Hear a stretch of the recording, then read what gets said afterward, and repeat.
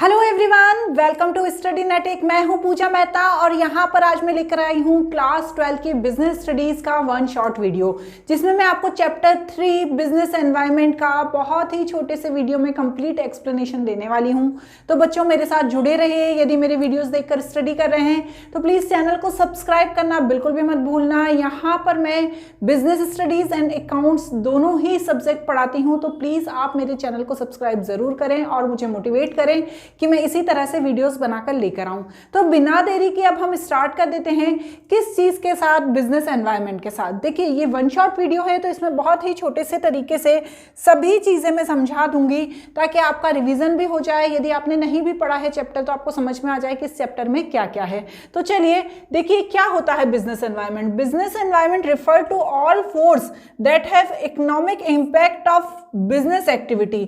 Business environment क्या होता है, जिसमें जितनी भी फोर्सेस होती हैं, जो एक्सटर्नल फोर्सेस होती हैं, ठीक है ना, जितनी भी एक्सटर्नल फोर्सेस होती हैं उनका इम्पैक्ट दिखाया जाता है किस पर, बिजनेस पर, ठीक है ना। तो बस वही बात बताई गई है। जैसे कि हम जानते हैं कि हमारी जो ऑर्गेनाइजेशन होती है, कोई भी ऑर्गेनाइजेशन होती है, वो एक तरह से बिजनेस ऑर्गेनाइजेशन होती है।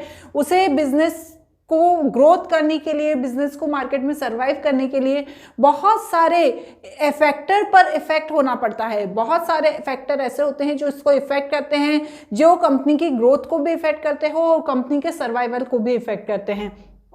अब इसमें क्या क्या इफेक्ट होते हैं, जैसे इंटरेस्ट रेट, ठीक है, जैसे उसे लोन लेना है, कोई भी ऑर्गेनाइजेशन को स्टार्ट होना है और उसे बैंक से लोन लेना है। यदि इंटरेस्ट रेट हाई हो गया तो वो 10 बार सोचेगी बैंक से लोन लेने से पहले। जैसे प्राइस लेवल चेंजेस का भी बहुत ज़्यादा इम्पैक्ट होता है ऑर्गेनाइजेशन पर। मनी सप्लाई इन मार्केट, ये सारे फैक्टर्स हैं जो बिजनेस को इफेक्ट करते हैं। हमारे बिजनेस में हमें मार्केट से बहुत सारे थ्रेट्स भी मिलते हैं और बहुत सारी अपॉर्चुनिटी भी मिलती है। हमारे बिजनेस को बहुत सारे थ्रेट्स और अपॉर्चुनिटी मिलती है। अब ये हम पर डिपेंड है, हमारे बिजनेस पर डिपेंड है कि वो किस तरह उन थ्रेट्स को दूर करे और किस तरह से उन अपॉर्चुनिटी का फायदा उठाए और ग्रोथ करे। तो बस वही बिजनेस एनवायरनमेंट होता है। क्लियर। अब इसमें नेक्स्ट क्या है, feature of business environment. Business environment के फीचर क्या होते हैं, टोटलिटी ऑफ एक्सटर्नल फोर्स। देखो business environment is the sum total of thing external to business firm and such aggressive in nature. ऐसा नहीं है कि सिर्फ एक ही फैक्टर बिजनेस को इफेक्ट कर रहा है, सिर्फ एक ही चीज बिजनेस को इफेक्ट कर रही है। सोशल हो, इकोनॉमिकल हो, पॉलिटिकल हो, बहुत सारे फैक्टर हैं जो बिजनेस को इफेक्ट करते हैं, उनके काम करने की एबिलिटी को इफेक्ट करते हैं। इसके बाद है स्पेसिफिक एंड जनरल फोर्स। देखिए बहुत सारी फोर्स होती है जो स्पेसिफिक या जनरल हो सकती हैं। जैसे ये फोर्स होती हैं, जैसे इन्वेस्टर हैं, इन्वेस्टर इन्वेस्ट करने को रेडी हैं कि नहीं हैं, या कस्टमर्स हैं, कॉम्पिटिटर्स हैं, सप्लायर्स हैं।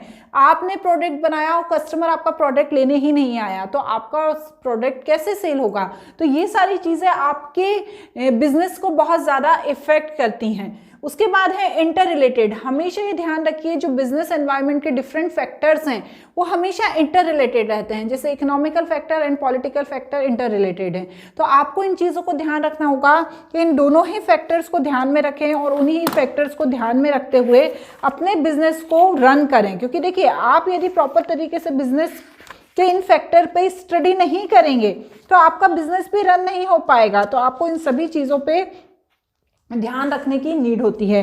उसके बाद होता है डायनेमिक नेचर। देखो डायनेमिक नेचर का मतलब ये होता है कि यहाँ पर जो अकॉर्डिंग टू नीड है उसके अकॉर्डिंग बिजनेस अपने आप को चेंज कर लेता है, एनवायरनमेंट के अकॉर्डिंग अपने आप को चेंज कर लेता है। तो यहाँ पर ये हमेशा बताया गया है कि business environment is dynamic in the keep to changing weather term technology improvement. जैसे कोविड आया था तब टेक्नोलॉजी कितनी इंप्रूव हुई, जूम पर मीटिंग होने लगी, ऑनलाइन पेमेंट्स होने लगे, इन सब चीज़ों के कारण टेक्नोलॉजी आ गई थी। अब बिजनेस ने उसे अडॉप्ट किया, एजुकेशनल सेक्टर ने उसे अडॉप्ट किया। यदि वो बोलेगा नहीं हम इन्हें अडॉप्ट नहीं करेंगे तो उसकी ग्रोथ नहीं होगी।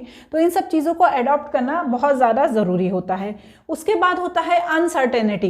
देखिए बहुत ही ज़रूरी है कि हमें बिजनेस को स्टेबल बनाए रखना, क्योंकि जो बिजनेस एनवायरनमेंट होता है वो अनसर्टेन होता है, उसमें कभी भी कोई भी चेंज हो जाता है। ये चेंज टेक्नोलॉजी से रिलेटेड हो सकता है, फैशन से रिलेटेड हो सकता है, कई ऐसी चीज़ें हो सकती हैं जो चेंजेस ला सकती हैं। तो इन चेंजेस के साथ हमें सर्वाइव करना अपने बिजनेस को उस मार्केट में सर्वाइव करे रहना ही सबसे ज़्यादा ज़रूरी होता है। कॉम्प्लेक्सिटी, देखिए ये बहुत कॉम्प्लेक्स एनवायरनमेंट होता है क्योंकि ये होता है डायनेमिक नेचर का, इसमें फटाक से चेंजेस आ जाते हैं। चेंजेस आने के कारण क्या होता है कि हमेशा इसमें डायनेमिक बना रहता है, मतलब उसका कोई फिक्स नहीं है कि आज जो चीज़ चल रही है, आज यूट्यूब वीडियोस चल रहे हैं, ज़रूरी नहीं है इन फ्यूचर ये वीडियोस चलते ही रहेंगे। तो ये बहुत डायनेमिक नेचर का होता है। एंड रिलेटिविटी, यहाँ पर ये बताया गया है कि रिलेटिविटी का कॉन्सेप्ट बताया गया है। देखिए हर कंट्री, हर रीजन का अलग एनवायरनमेंट होता है। ऐसा नहीं है कि यहाँ पे जो चीज़ चल रही है वो फॉरेन कंट्रीज़ में भी चलेगी। जैसे यहाँ पर साड़ी का ट्रेंड बहुत ज़्यादा है, महिलाएं साड़ी पहनती हैं तो साड़ी की सेल बहुत ज़्यादा है। लेकिन जब आप फ्रांस जाएंगे वहाँ पे आपको हैट का बहुत ज़्यादा मिलेगा क्योंकि वहाँ पर हैट को बहुत ज़्यादा प्रेफर किया जाता है। तो कंट्री टू कंट्री डिपेंड करता है कि किस तरह से बिजनेस का एनवायरनमेंट चल रहा है। क्लियर हो गया? अब नेक्स्ट देखो, इंपॉर्टेंस ऑफ बिजनेस एनवायरनमेंट। यहाँ पर बिजनेस एनवायरनमेंट की इंपॉर्टेंस बताई गई है। It enable the firm identify opportunity and get first mover advantage. यहाँ पर देखो जो बिजनेस एनवायरनमेंट की जो ज़्यादा अच्छे से जानकारी रखता है, सभी इंफॉर्मेशन रखता है, उसे फर्स्ट मूवर एडवांटेज मिलता है। कैसे मिलता है? आप अपना बिजनेस करे जा रहे हो, आप ये जानकारी ही नहीं रख रहे हो कि मार्केट में क्या चल रहा है, मार्केट में क्या हो रहा है, तो आपको पता ही नहीं चलेगा।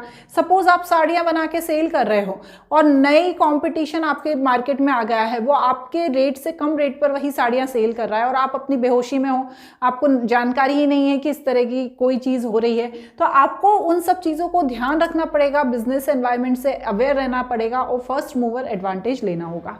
ठीक है, नेक्स्ट है it help the firm to identify threats and early warning signal.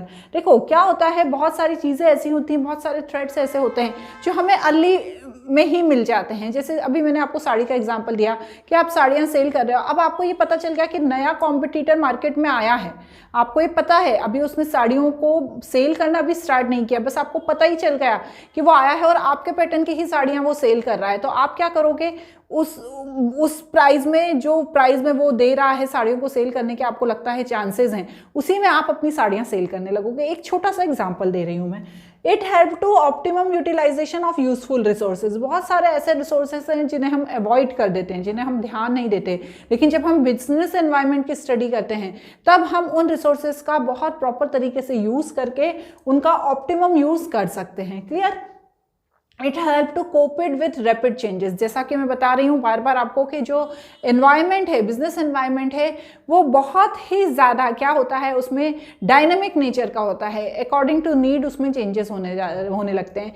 अब क्या हमारा बिजनेस उस चेंजेस को अडॉप्ट करेगा, उसे कोप करेगा, तो उस चीज़ों के लिए हमें बिजनेस एनवायरनमेंट से अवेयर रहने की नीड है, उससे सीखने की नीड है। इसलिए यहाँ पर इसकी इंपॉर्टेंस में इसे ऐड किया गया है। It help to assessing the planning and policy formation. यदि हम बिजनेस एनवायरनमेंट के बारे में जानेंगे तो हमें फ्यूचर प्लानिंग के बारे में अच्छे से जानकारी होगी, हम नई नई पॉलिसी बना पाएंगे। तो ये सारी चीज़ें यहाँ पर बहुत ज़्यादा इंपॉर्टेंस होती है। It help to improving performance. कोई भी बिजनेस अपनी परफॉर्मेंस को इम्प्रूव करने में भी इसकी हेल्प ले सकता है। क्लियर?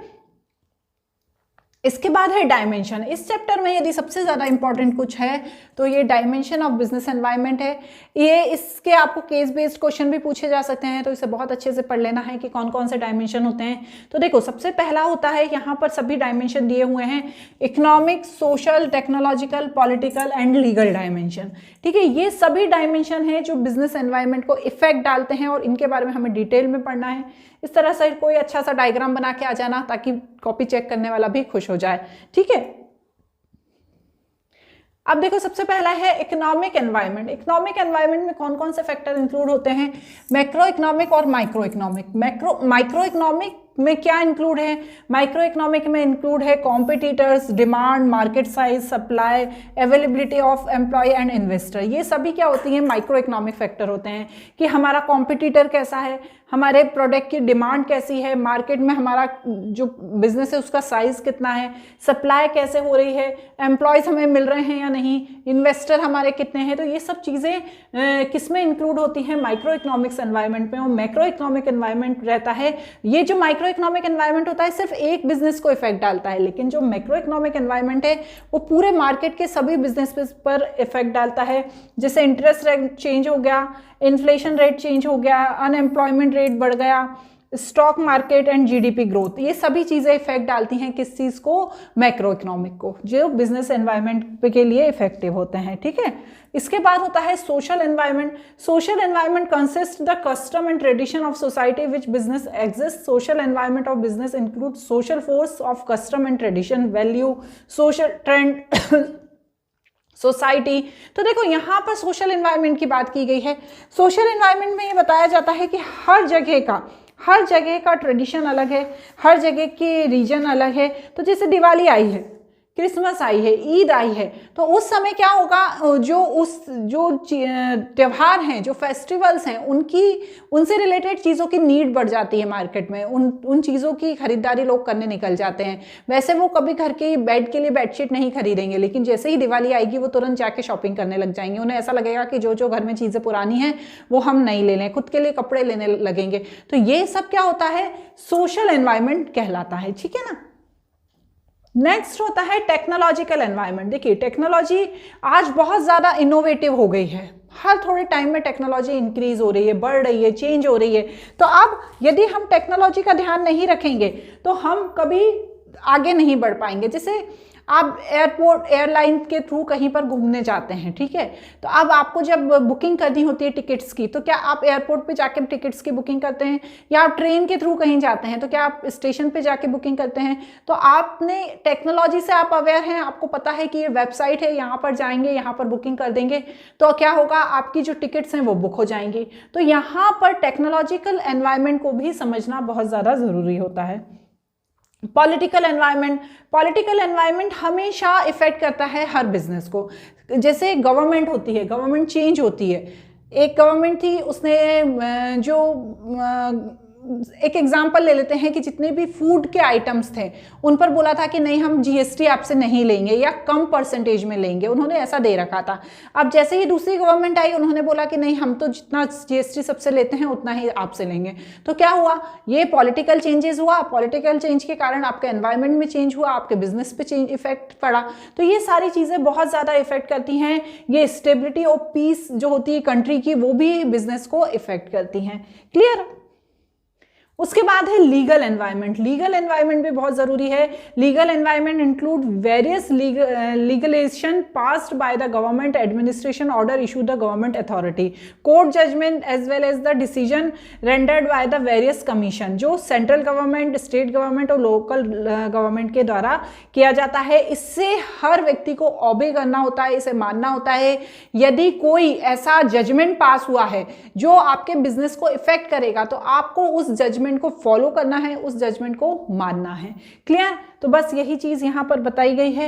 इसके बाद इसका जो लास्ट टॉपिक है वो डीमोनेटाइजेशन है। डीमोनेटाइजेशन हमारे यहाँ पर 16 नवंबर 2016 में हुआ था, यही डेट है ना, 16 नवंबर 2016 में हुआ था, जिसमें क्या हुआ था, जो नोट थे, ठीक है ना, 8 नवंबर था, सॉरी 8 नवंबर की डेट थी, 8 नवंबर 2016 में हुआ था डिमोनेटाइजेशन, जिसमें जो नोट थे 500 के एंड 1000 के, उसे बंद कर दिया गया था। वो न्यू करेंसी आई थी, ठीक है, और सभी लोगों के पास जिन्होंने घर में छुपा छुपा के कैश रखा था, उन्हें बैंक में जाके उस करेंसी को चेंज कराना था। तो वो सब चीज़ें प्रोसेस क्या कहलाई, डीमोनेटाइजेशन वो प्रोसेस कहलाई। डीमोनेटाइजेशन क्यों किया गया और क्यों ज़रूरी रहा? Tax administrative measure. देखो क्या होता था, लोगों क्या करते थे, पैसा है ना, अपनी इनकम जो थे वो छुपा के बताते थे, क्लियरली अपनी इनकम नहीं बताते थे, कैश रख लेते थे। तो अब क्या होता था, जब वो इनकम सही नहीं बताते थे तो वो टैक्स को भी बचा लेते थे। अब इस चीज़ से बचने के लिए गवर्नमेंट ने डीमोनेटाइजेशन किया कि लोग अपनी सही इनकम बताएं और टैक्स को पे करें। Tax evasion control measure, tax evasion control measure मतलब क्या होता था, लोग टैक्स की चोरी कर लेते थे। क्या होता था ना, इस टैक्स की चोरी करने से काला धन उनके पास बहुत सारा इकट्ठा हो जाता था, टैक्स नहीं पे करते थे। तो अब इस चोरी से बचने के लिए डिमोनेटाइजेशन किया गया, ठीक है। उसके बाद channelling saving into the formal financial system. यहाँ पर क्या हुआ कि जो लोग सेविंग करते थे, ठीक है, वो अपनी सेविंग्स को अच्छी स्कीम्स में डालने लगे, ठीक है। पहले लोग उन घर पे ही कैश इकट्ठा करके रखते थे, अब लोगों के पास जो कैश था उसको अच्छी स्कीम में डालने लगे, बैंक के पास जमा करने लगे, जिससे गवर्नमेंट का फायदा हुआ। फिर क्रिएटिंग लेस कैश इकोनॉमी। क्या हुआ, कोविड के बाद से लोग हर जगह कैश लेकर नहीं जाते, मोबाइल लेकर चले जाते हैं, कार्ड लेकर चले जाते हैं और पेमेंट करते हैं, तो कैशलेस इकोनॉमी हो गई। सब्जी वाले से लेके ज्वेलरी वाले तक सब लोग कैशलेस पेमेंट लेने लग गए। तो यहाँ पर इस वीडियो में हमने पूरा चैप्टर 3 कंप्लीट किया। यदि कोई ऐसा टॉपिक था जो आपको लगा कि मैंने इस वीडियो में नहीं पढ़ाया है तो प्लीज़ मुझे कमेंट बॉक्स में ज़रूर बताना, उसके लिए भी मैं आपको सब एक्सप्लेन कर दूंगी। आज के लिए इतना ही, बाय बाय।